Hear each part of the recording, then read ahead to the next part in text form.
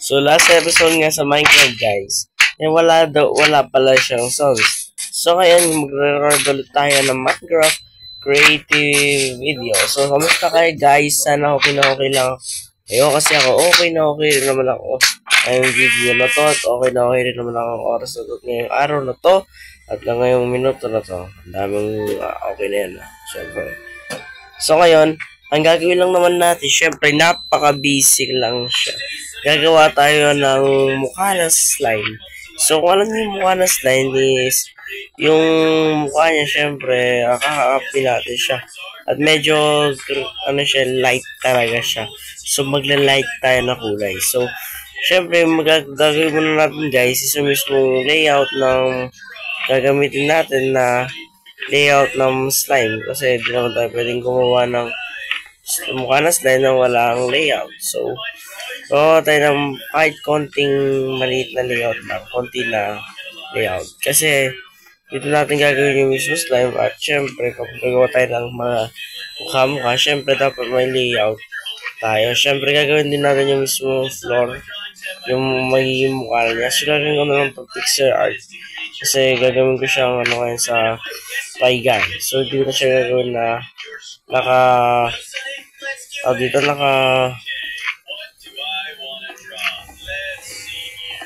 nakatayo kasi medyo mahirap gawin yung nakatayong style sa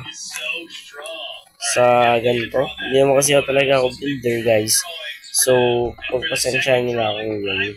Pero yun nga, yun yung magiging siguro style niya lang kasi hindi naman ako talaga builder, guys. No? So, para siguro maging okay lang siya tignan at hindi siya maging pangit. So, siguro gagawa tayo ng paganyan, ganyan. And then, yan. Okay, siguro yung ganyan na itsura.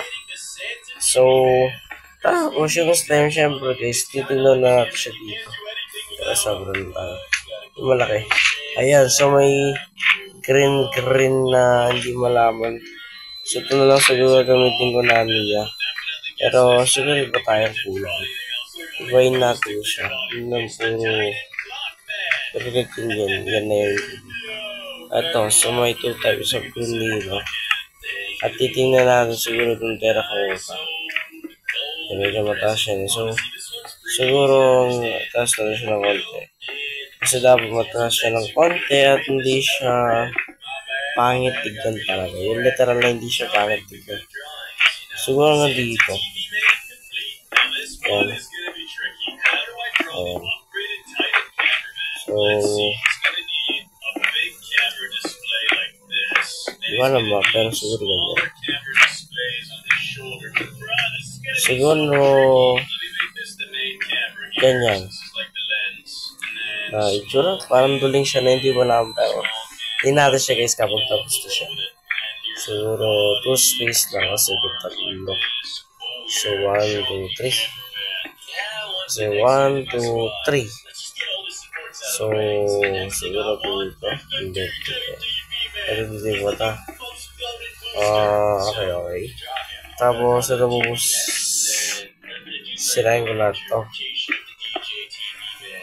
Tama ba? Tama. Tama ba? Tama. So, ito ba yun? Siyempre ito yun. Ito, guys, kung tatama na ako konti. And then, syempre, yung slime ay pakita ng mukha. Pakita. Ayan, may konting ano siya.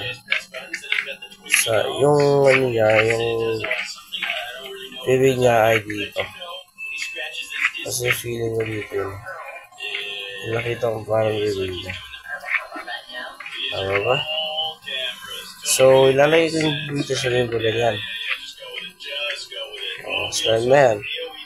So, ngayon, para magawa talaga siyang slime is i-adjust ko ng konti yung magiging ano niya dito. Kasi nandito, hanggang dito yung ano niya. So, hindi ka lang dito yung outline niya dapat para magandang tignan at hindi siya makita parang duling talaga. Literal na hindi duling dapat.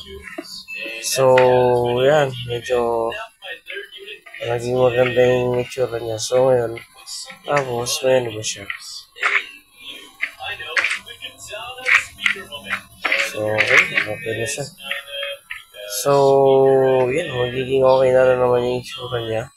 Definitely ay maganda na siya tignan. Tsaka na naman siguro bigyan ng konting design sa gilid na parang yung malaman na style. Kasi para magandang tignan din naman. At syempre, hindi siya magiging pangit tignan. At para maganda siyang tignan guys, no? Kalat-kalat lang natin siya ng random. No.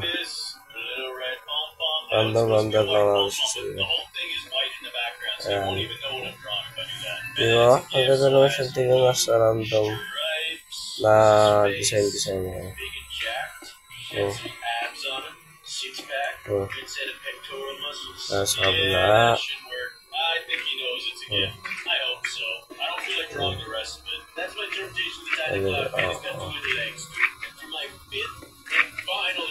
Tama ba?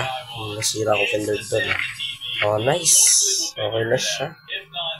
Hindi na siya medyo normal nakikita yan. Medyo maganda na naman siya tignan. At sa tingin ko okay na siya. At okay na rin siya para sa akin. Diba? So dito ko natatapusin itong video na ito guys, at maraming salamat sa support ninyo at sa pagpintay ng video ko. Yun na para sa araw na to. Hanggang sa muli. Goodbye. Bye-bye.